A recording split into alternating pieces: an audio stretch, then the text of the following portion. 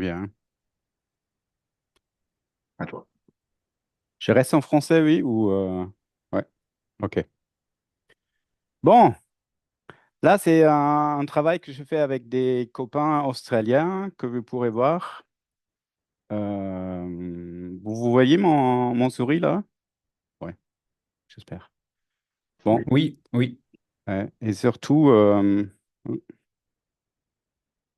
c'est la dernière travail que je fais avec Vanessa Harvard, qui malheureusement nous a parti il y a quelques années.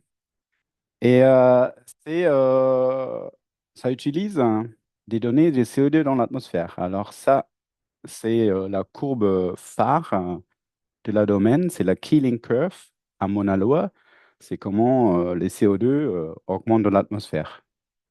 Et si on regarde ça à un autre endroit sur Terre, là c'est Point Barrow, c'est en Alaska.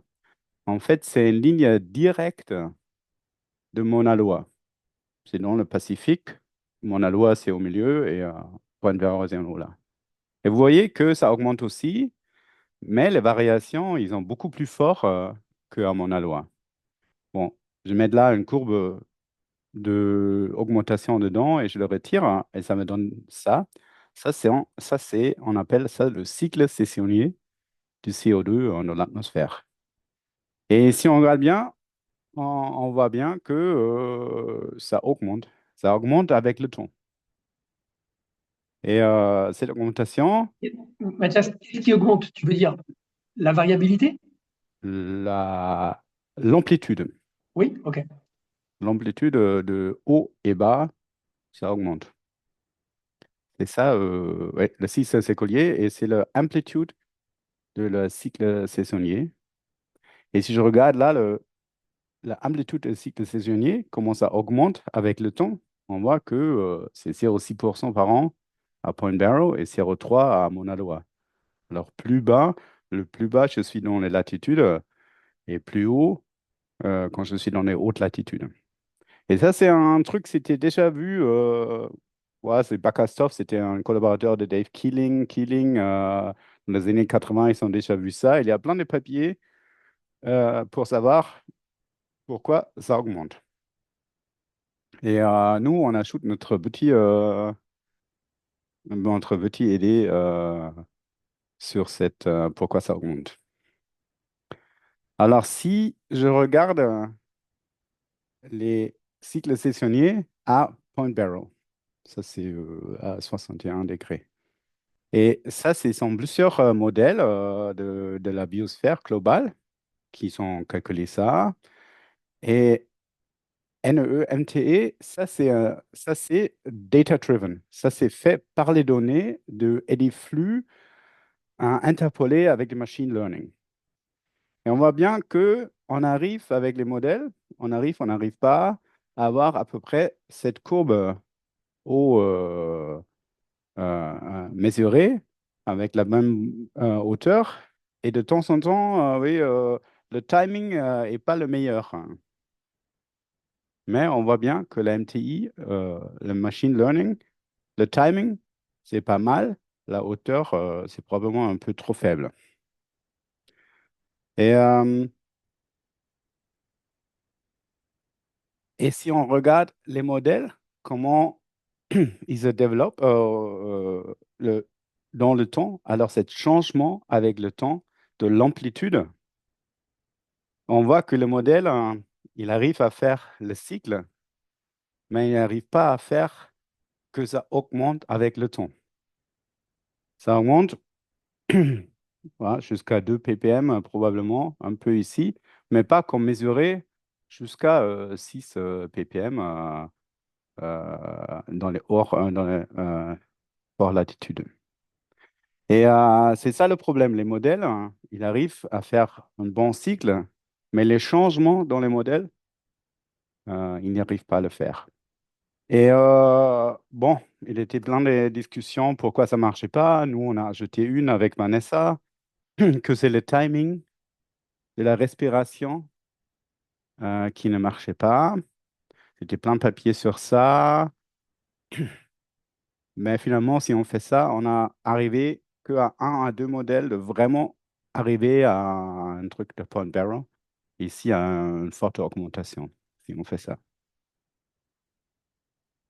Alors, si je regarde les mesures et je mets le flux à côté, ça, c'est le flux net qui est mesuré, par exemple, par un eddy covariance. On voit, il y a un timing, oui, parce que quand ça sort de l'atmosphère de la surface, il faut le transporter. Alors, on le transporte vers ce point-là dans le nord de l'Alaska. Et alors, c'est cette courbe-là qui me donne cette variation. Mais cette courbe-là, c'est un produit de deux choses.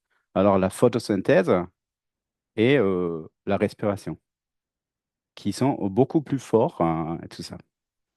Et on a vu dans les modèles que c'est en fait la sensibilité de cette CO2 amplitude. Alors, ça, c'est l'amplitude que je parle tout le temps. Ça, c'est la sensibilité. Ça veut dire combien de pourcents.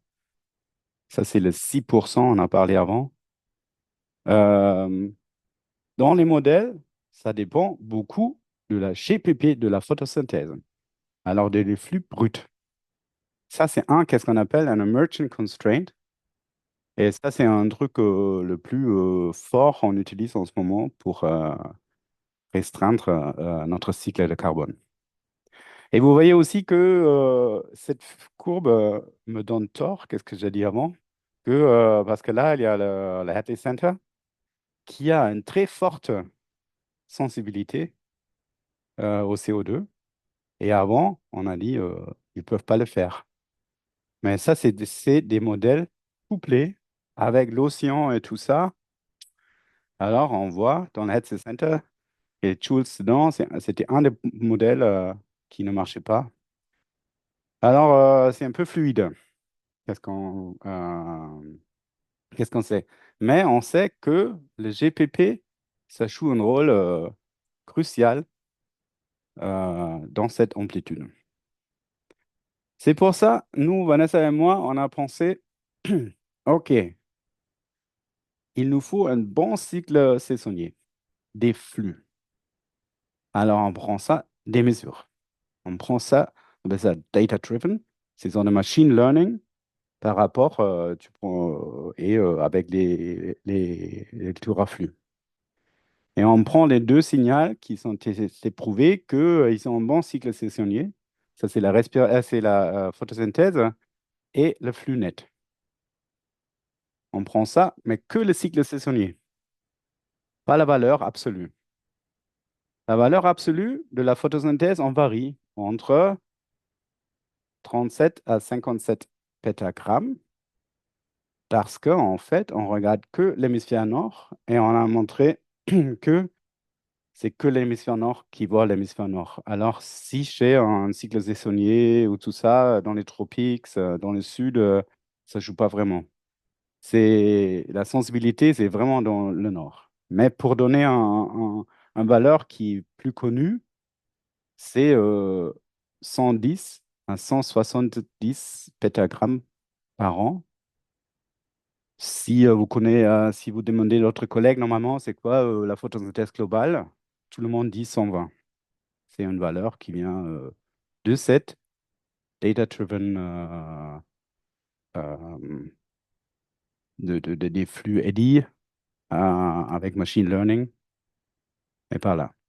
Alors on a aussi, alors on fait ça, on joue, bon, on fait 8 étapes, 110, 120, 103 jusqu'à 170 et on augmente avec des rates, je sais pas, entre 0,4 et 1 fois 5 fois CO2. Alors, ça veut dire quoi? Alors, on augmente le CO2 dans l'atmosphère. Alors, a priori, on pense que tu mets 30% plus dedans, alors le maximum que tu peux prendre, c'est 30%.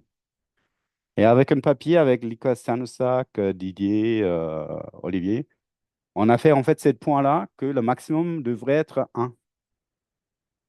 Alors, je ne peux pas prendre plus de CO2 qu'on m'a donne comme plante.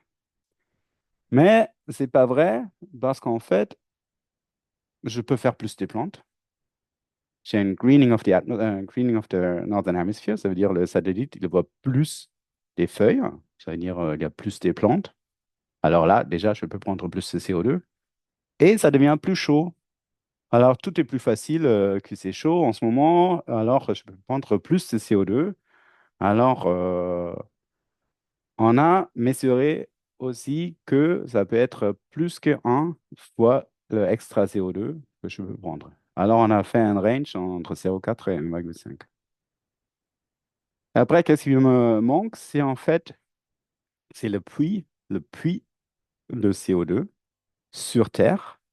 C'est ça le fameux puits que je mette 10 gigatonnes, 10 pétagrammes carbone, l'homme met dans l'atmosphère. Il y a 5 qui restent dans l'atmosphère. Il y a 2,5 à peu près qui va dans l'océan et 2,5 sur le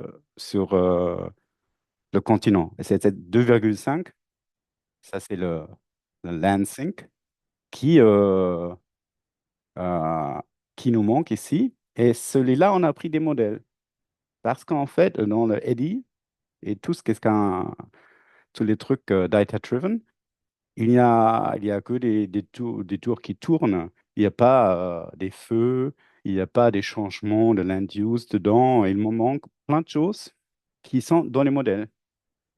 Alors, le modèle, c'est une variation, bien sûr, il y a toujours une incertitude, mais ça nous donne une variation de tout cet extra truc-là.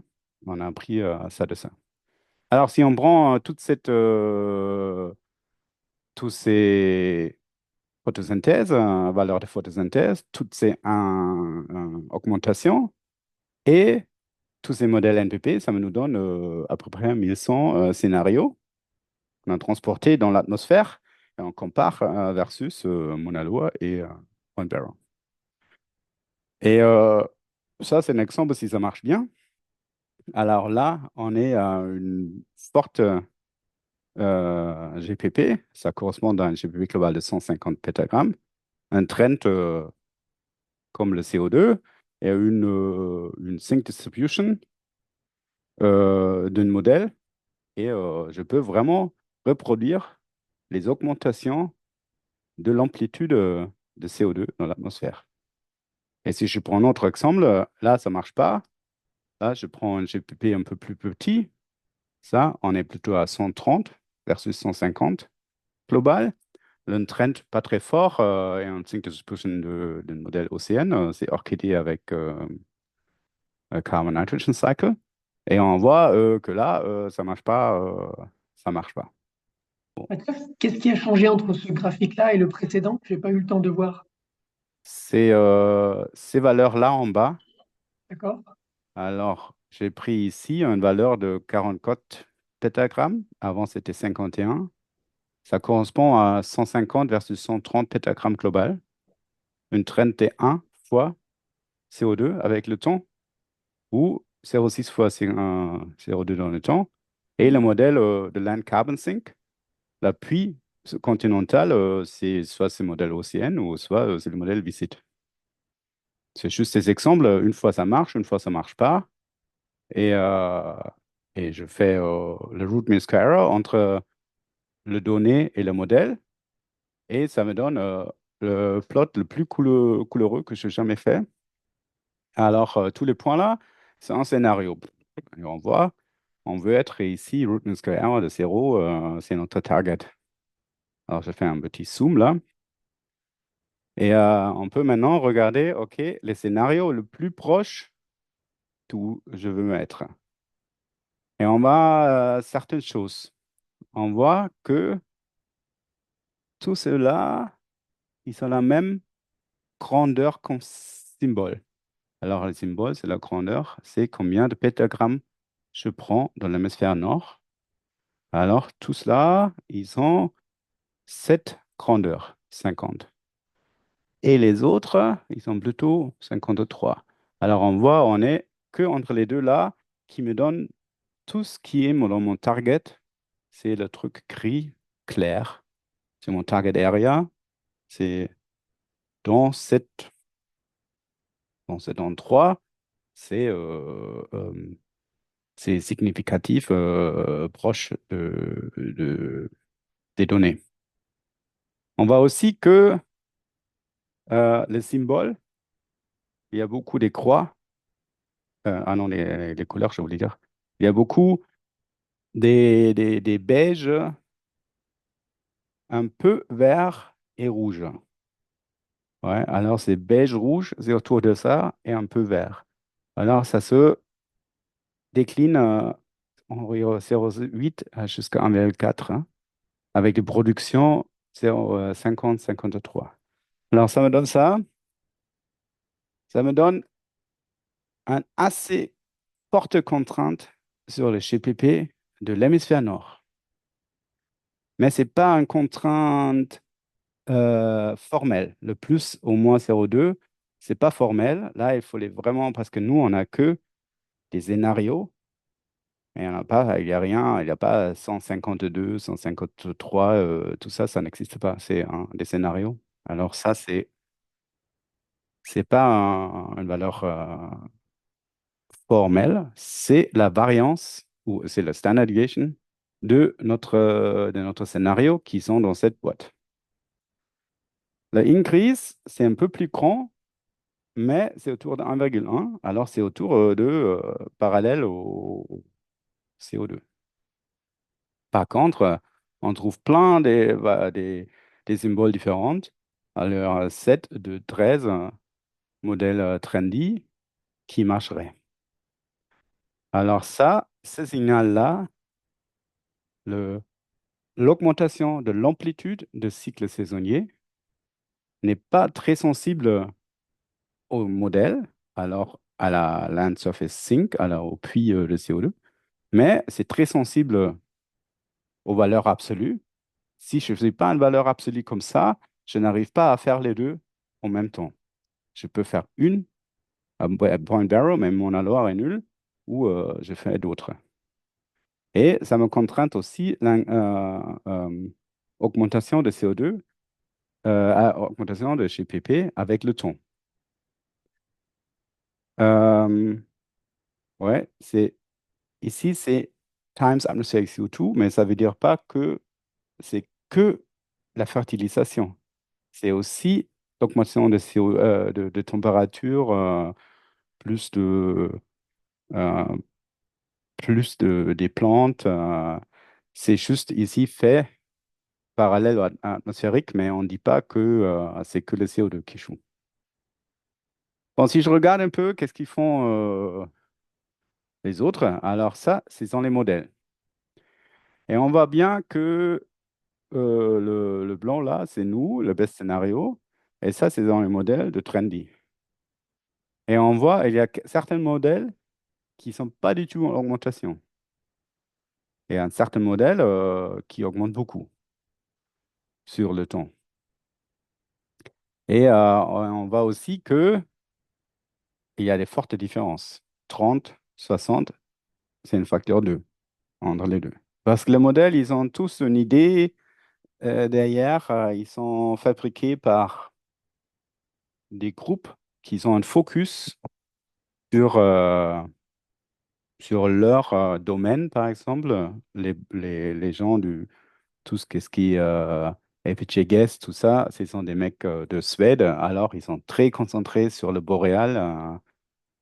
D'autres, comme le JS Bach, hein, il est là pas dedans, mais eux, ils ont intéressé que leur modèle, il peut reproduire la Sahara verte il y a 6 000 années. Alors, tous les modèles, ils ne sont pas faits pour cette valeur-là. Ils sont faits pour leur objectif. Alors, si on regarde un peu les valeurs, ici, je donne une valeur globale. Parce que la valeur de l'hémisphère nord, c'est très dur à trouver et les gens donnent pas. Les gens qui font les boreal forests, ils commencent normalement à 45 degrés. D'autres qui font l'hémisphère nord, ils commencent à 30 degrés. Moi, je commence à 23 degrés parce que moi, c'est ça qui est sensible à mon signal, c'est tout ce qui est transporté vers le nord là. Je émette des CO2 Et ça doit être transporté, alors il me faut toute la surface qui transporte le nord. Et ça, c'est autour de 23 degrés. Ouais, bon. Et c'est pour ça que je donne les valeurs globales, mais il faut faire un peu gaffe parce que c'est vraiment que nous, on peut contraindre que l'hémisphère nord. Et, mais global, on s'est mis d'accord sur le 120. Le 120, ça vient de édicovariance, ça vient de data. Et après, il y a des satellites qui tentent aussi de GPP. Mais en fait, ouais, on s'est mis d'accord que c'est autour de 120. Je ne suis pas sûr que c'est vraiment indépendant. Les gens de satellite diraient le contraire, c'est indépendant, mais bon, ils sont tous autour de 120. Les modèles, quand on peut voir, il y a un facteur 2 dedans. Le modèle, c'est vraiment jusqu'à 200. Ça, c'est Orchidée, c'est le modèle français, par exemple, c'est le plus haute valeur là. D'autres modèles, il ne bouge pas du tout. Ça, c'est le modèle canadien, par exemple, ne bouge pas du tout. Si on fait un peu, si on va dans d'autres traceurs, par exemple l'Isotope, le COS, le CIF, tous, ils ont une tendance de produire des valeurs plus grands que la data-driven. Alors, ça peut être un effet chercheur, que si on fait quelque chose, on veut aussi avoir un fort impact. Alors, il y a dans toute cette méthode, il y a des constantes dedans, des paramètres que on peut choisir et je peux choisir que ça me donne une valeur haute ou pas. Oui, on ne sait pas. La première isotope, par exemple, c'était vraiment une valeur super haut. Ils ont la dernière valeur avec le O17, ça donnait une valeur plutôt bas. Bon, ça change avec le temps. Ouais. Pour l'augmentation, ici, je fais le relatif, hein. Alors, ça, c'est le relatif du CO2. On voit qu'on a une augmentation de 30% dans les 50 dernières années. Le CO2, ça, c'est le dash line. Et ici, c'est l'augmentation en GPP, en relative. On voit bien sûr là le Canadien, mais aussi LPJ, c'est une ancienne version LPJ, qui n'augmente pas du tout. Et d'autres, ils augmentent beaucoup. Comme je dis, LPJ Guess, le boréal, il augmente même à 50%. C'est, ouais, on a toute la gamme et on a quand même trois quatre modèles ici qui sont comme notre prédiction. Là, il y a notre modèle Cable Pop, qu'est-ce que nous on fait? Il y a un verger Orchidée de Philippe Siès, il y a Visit, bon, qui ont la même tendance que nous on prévoit. Et dans la littérature, on trouve mais vraiment beaucoup. On trouve data-driven, par exemple, souvent on trouve zéro parce qu'ils ne mettent pas le CO2 dedans dans leur machine learning. Euh, on trouve jusqu'à 1,2 euh, si on regarde vraiment au site éco-variance, par exemple AS. AS, je ne sais pas en fait, mais ouais, on trouve des valeurs assez grandes. Alors, on trouve data-driven, on trouve beaucoup de choses. Des modèles, comme vous pourrez voir, c'est 100 jusqu'à 50. Ils sont tous normalement 30 et un plus bas. Et normalement, on se mit d'accord parce que le FACE experiment, c'était 12 à 50, 16%. Ça, c'est des modèles, des expérimentations où on met le CO2 dans l'atmosphère et on regarde comment réagit la biosphère. Et là, c'est plutôt à 15%. On est plutôt à 15%. Et là, ils disent les modèles, ah oui, mais on est à peu près là, alors on est bien. C'était longtemps un argument. Colin Prentice, il a toujours dit ça avec son modèle LPGA. On est bien là. Ouais. Comme je dis, des choses un peu cos, c'est carbonyl sulfide. 31%, c'est autour euh, de notre prédiction. Et ouais, satellite. Nier-infrared, on a le SIF aussi. Ça nous donne une gamme de bas jusqu'à haut. Alors, c'est juste ça pour dire, on trouve plein de choses. Le plus dur, c'est que l'expérimentation phase, c'était que 15%. Euh, et il y a une grande discussion pourquoi c'est si bas. Si on fait des mesures à une station et on voit dans le temps que la trajectoire me donne beaucoup plus. Bon. Euh, ouais. Bon, tout conclure, en fait, il y a cette augmentation de l'amplitude et pour, pour l'expliquer, l'amplitude à Mauna Loa, alors les bas latitudes et les hautes latitudes, le même temps, il me faut une forte photosynthèse dans l'hémisphère nord. Et il me faut une forte augmentation de la photosynthèse dans l'hémisphère nord aussi. Par contre, je ne dois pas du tout un changement, par exemple, de la saison de croissance. Ça, c'est un des qui est discuté beaucoup, ces points-là, que la phénologie, c'est plutôt maintenant, alors ça va augmenter les CO2. C'est possible. Nous, dans le papier, on discute que tout ça se passe quand c'est froid. Alors, l'augmentation de CO2, de GPP qui vient de ça est probablement petit. Mais ça se peut qu'il y ait une augmentation de CO2 à cause de ça, mais ne le faut pas. Pour moi, plus important que c'est le maximum reste où il est. Et ça, c'est autour de 21 juin, là maintenant, parce que j'ai là le plus de radiation. Et, ouais. Et on conclut que c'est un signal qui pourrait être intéressant aux utilisateurs de vraiment prendre en compte pour améliorer euh, leur modèle dans le changement. Bon, c'est ça. Merci. Merci beaucoup. Merci d'avoir fait l'effort de parler en français. Est-ce qu'on a des questions?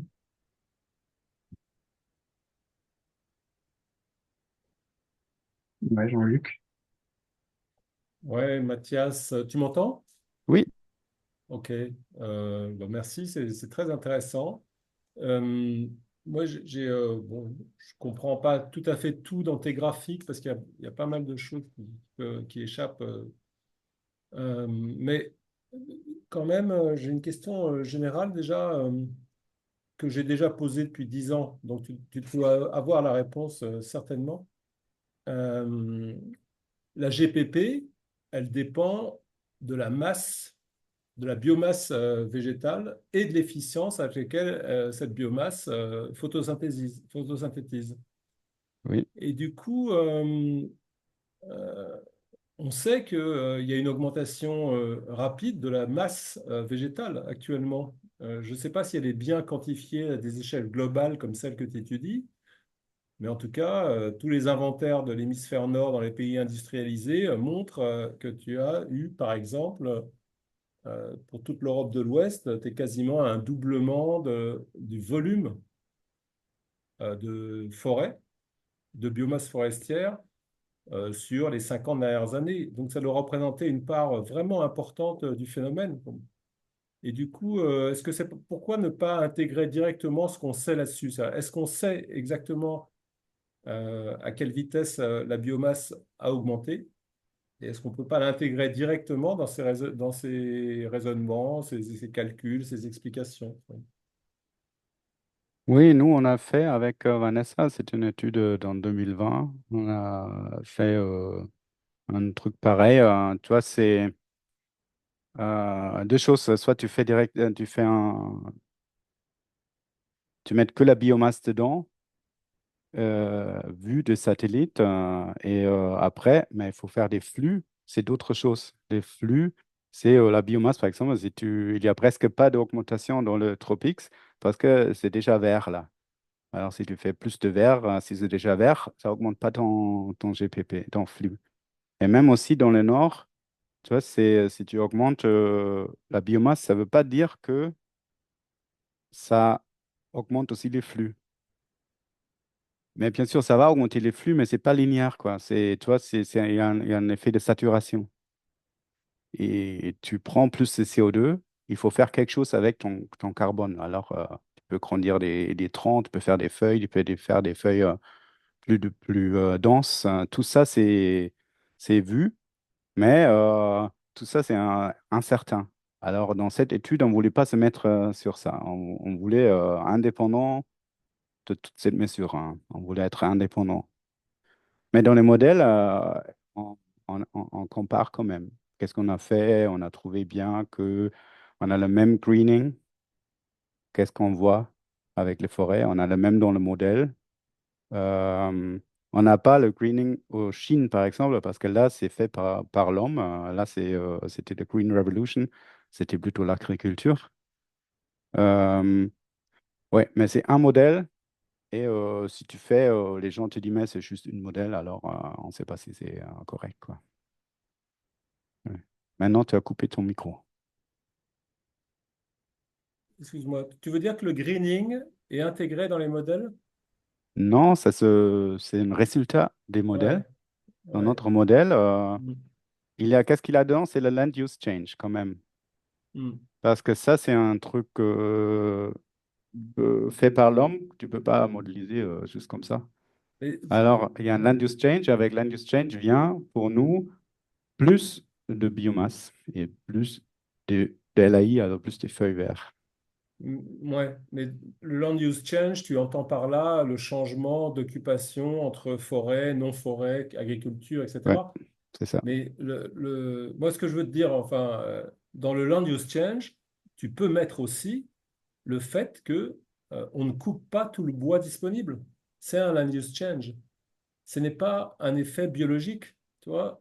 Dans ce que tu observes, dans le greening actuel de la biomasse, qui est responsable, à mon avis, d'une grande partie de l'augmentation du flux de CO2 que tu observes, forcément, ça ne peut pas être autrement. Euh, Tu pourrais presque expliquer ça complètement. Je ne dis pas, il faut le calculer, mais il n'y a pas de raison. Tu peux très bien dire que c'est uniquement un effet de land use change, au sens où, par exemple, on ne coupe pas ce qui pousse en plus. Et ce n'est pas du tout un effet biologique à ce moment-là. Enfin, il y a pas forcément d'augmentation de l'efficience de la photosynthèse, il n'y a pas forcément fertilisation par le CO2, tu n'en as même pas besoin. C'est ça que je veux dire. Oui, oui, oui. C'est une autre étude, c'est à faire, mais Ouais. imagine que tes incertitudes vont être énormes. On parle de l'hémisphère nord, alors Mm. le greening, c'est beaucoup pas seulement l'Europe de l'Est, mais aussi en Asie. C'est le Kazakhstan, tout le bas de l'Union soviétique, ou la Russie maintenant. Il y a une forte augmentation là. Et là, tu veux pas me dire que tu sais qu'est-ce qui se passe là-bas. Tu vois, Ouais, mais est-ce qu'on ne peut pas inverser les modèles et dire quel est le pourcentage de greening qu'il faut pour expliquer, par exemple, l'augmentation de l'amplitude du CO2 atmosphérique? Non. ouais, ouais, ouais, probablement on peut faire ça. Les gens Mhm. de LSE pourraient faire ça. Mhm. Ouais. Ouais, ok, ok, ok. J'avais une autre question tout à fait technique. Sur le graphique de tes comparaisons de modèles sur quand tu essayes ah non, encore avant, ouais, celui-là. Tu dis que les modèles se ressemblent, mais moi je suis pas d'accord. Le premier effet que je vois sur ce graphique, c'est l'effet modèle avant l'effet GPP ou ratio augmentation du flux par rapport au CO2. Puisque regarde, les croix sont regroupées avec les croix, les polygones avec les polygones, les carrés avec les carrés. Et donc le premier effet de la qualité de enfin en tout cas de la contrainte, sur la contrainte, c'est le type de modèle que tu prends. Non, déjà, c'est le grandeur. Toi, moi, je te dis, dans cette boîte Ouais, noire, gris, il y a ouais. 7 modèles différents dedans. Ouais, mais ils sont Bon, tous aux mêmes endroits, quoi. et dans cette zone-là, il n'y a que deux productivités dedans. Ouais, ok, ok.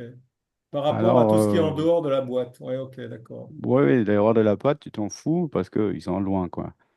Euh, oui, je vois que tu dis, là, il y a Bah, à la limite, tu vois bien que quatre même modèle. le modèle orchidée est celui qui est partout le plus proche, quasiment. Oui, mais les couleurs, c'est l'augmentation. Et l'augmentation, le minimum est très bas, très, très flat, très bas, pas profond. Alors, toutes ces valeurs-là, ouais, le 4, ils sont ici. Ça veut dire, c'est pas trop, trop sensible. Tu as une valeur de productivité, une Hmm. valeur Ouais. de l'appui. Et tout ça, ils sont compatibles avec ton augmentation. Tu as 4 symboles, mais ça ne veut dire pas que c'est 4 fois, euh, c'est quatre Hmm. trucs indépendants. C'est pour ça, toute cette façon à faire avec des scénarios, ça ne te donne pas une valeur Hmm. formelle avec une erreur formelle. Hmm. Ça, c'est pas possible. Ouais.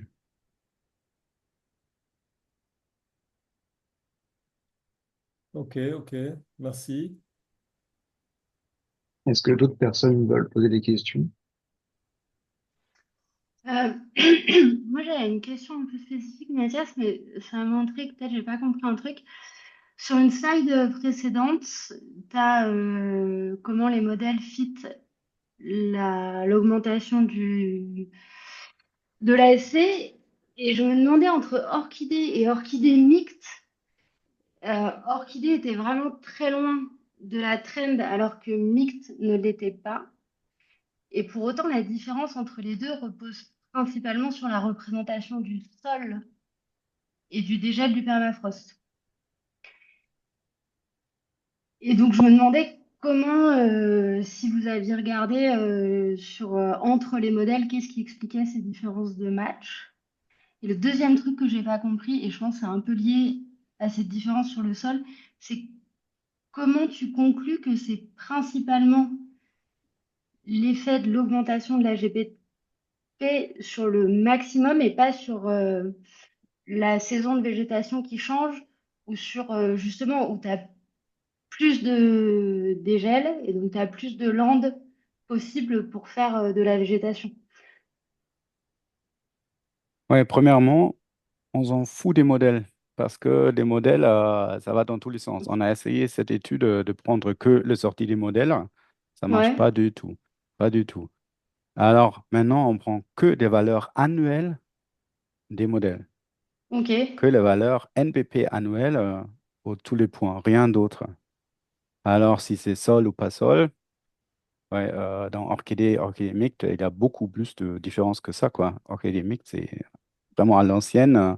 Orchidée, les toutes Fabienne Maignan qui ont optimisé les paramètres et tout. Il y a plein de différences, mais on s'en fout parce qu'on prend que la valeur des prix annuels, ok. rien d'autre. Et, Ok. euh, et la deuxième, c'était quoi encore la deuxième question? J'ai La oublié. deuxième, c'est dans ta slide de conclusion, tu dis que là, que du coup, c'est vraiment que la saison de végétation importe pas, mais que c'est Non, non, non, vraiment. je n'ai besoin T'as pas. compris ça. T'en as pas besoin. Ok. Je n'en ai pas besoin. Ça peut être que ça joue, mais pour expliquer le signal, je n'ai besoin pas. Et il était plein tu vois, j'ai commencé avec ça. Il y a plein des études sur ce cycle. Il y a plein d'études qui utilisent un modèle. Et dans un modèle, les flux bruts sont faux. Et après, il faut des trucs énormes. Par exemple, Randerson, là. Mais vraiment énormes. Tu peux pas imaginer, imagine ça, il planterait des nouveaux forêts en toute l'atmosphère et tout ça pour expliquer finalement. Il dit, ah oui, ça doit être dans les, ça doit être le growing season et tout ça. Mais pour moi, personnellement, je pense que ce sont des artefacts parce qu'ils sont des mauvais cycles dès le départ. Et après, il me faut bouger beaucoup pour mettre mon cycle dans l'accord. Alors moi, je ne veux pas dire que c'est pas important, le greening of l'augmentation de la saison de croissance, mais je ne l'ai besoin pas. Ok. Et une petite question, j'ai pas compris, comment tu montres que tu n'en as pas besoin? Bon, juste parce que Ah, ça marche sans que je le fais, je le fasse. Ouais. ouais. Mathias, moi j'ai une petite question aussi. Désolé, je me suis un peu infiltré ici, j'étais curieux de t'écouter un peu. En fait, j'ai pas compris ta réponse à la première question de Milou. Vous regardez pas les sorties de modèles, mais vous regardez bien les agrégations annuelles des sorties. Ouais. C'est ça que tu dis. Et du coup, la différence entre deux versions d'Orchidée, elle reste quand même étonnante, non? Même avec l'agrégation annuelle, non? Non, je peux te montrer, je n'ai pas ici, mais dans le papier, je montre aussi les variations interannuelles.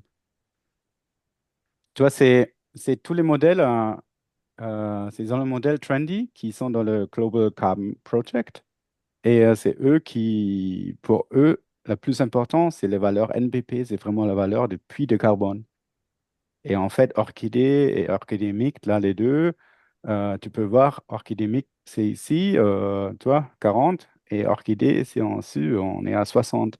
Alors, il ne faut pas dire que c'est que le sol qui a changé. Et, mais si tu regardes la pluie, ils se concentrent autour de cette, tu vois, entre un pétagramme en 1960 jusqu'à 2,3 à peu près pétagrammes en 2010. 2010. Ils se ressemblent autour de ça parce qu'en fait, les modèles, ils sont faits comme ça, ils sont optimisés et tout ça. Alors, qu'est-ce qu'on prend? C'est entre, tu vois, entre 1 et 2,5, on dirait.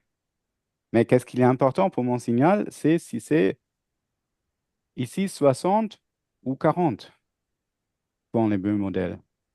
Alors, ces petits changements-là, entre 1 et 2,5, je m'en fous.